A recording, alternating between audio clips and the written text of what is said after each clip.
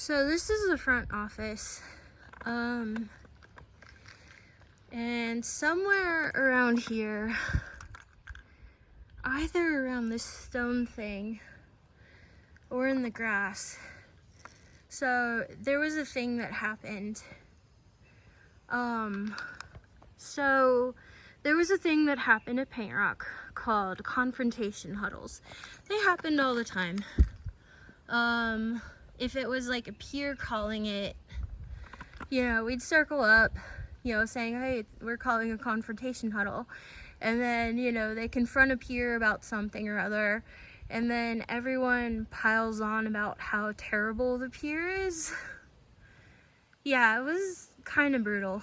I got one called on me actually because of like, I don't remember why they did my laundry for me at one point. Maybe that was after the town pass, the one I had at Christmas. And I got one called on me because there was only one towel in my laundry bag. I don't know. The problem is there was like limited room in the laundry bag, and I don't know, I also was kind of weak, you know, I was very tiny when I came here, and so trying to carry that laundry bag was like, I was trying to keep it as light as possible. It was a survival. Anyway, I digress. No, but there was a different confrontation huddle. Sometimes, on rare occasions, a staff member could call it. And one of the few times this happened was right out here, either somewhere in front of this or somewhere in the grass. It was like in front of the front office. So my family service worker, Miss Leach, she was sadistic. She was just awful.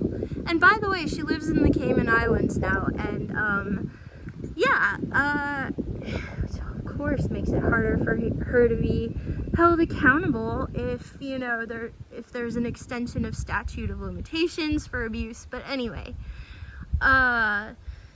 so basically out here there was a confrontation huddle that she called, and in that confrontation huddle she read a nastygram from my dad to me, basically in front of everybody.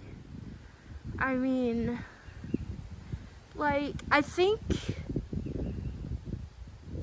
the whole point of some of the confrontation huddles was humiliation of whoever they were put towards, you know?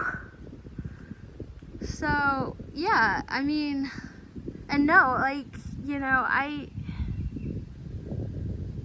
I'm not gonna condone things that my parents did either, but, you know, I'm working towards forgiveness of them. And yes, eventually I hope to forgive staff here, although I'm not anywhere near that point yet. I'm working on it. I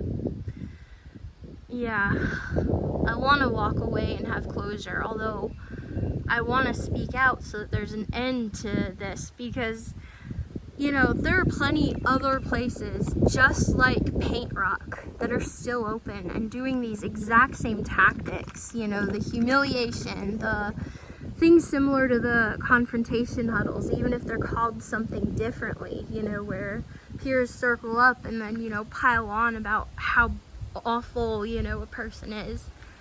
You know, listening to that for a while, you know, that'll destroy the morale of anybody. You know, it's crazy, you know, things were so bad here that my brain actually blocked out a lot of it until recently. You know, because the staff, well, I don't know, the staff that were with our group up the hill overnight weren't as bad. They were just like, you know, just out of college, whatever, 20-something kids that were just doing a job, you know, thinking they were doing something good. You know, they weren't as bad. But the upper level staff, you know, like the family service worker,